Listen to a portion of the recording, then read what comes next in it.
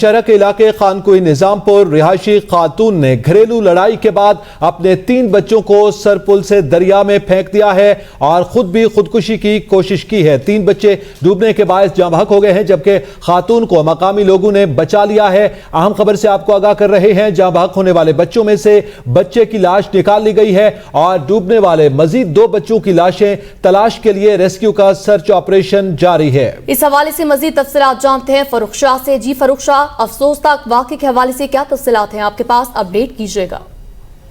जी, निजामपुर में घरेलू नाचाकी से तंग खातून ने खैराबाद रेलवे पुल से 3 बच्चों समेत छलांग लगाकर खुदकुशी करने की कोशिश की।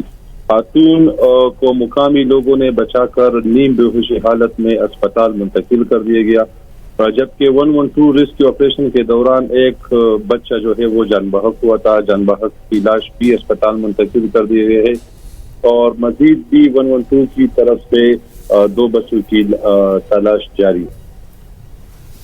जी बहुत शुक्रिया। फरद शाह में तफसीलात से आगाह कर रहे थे।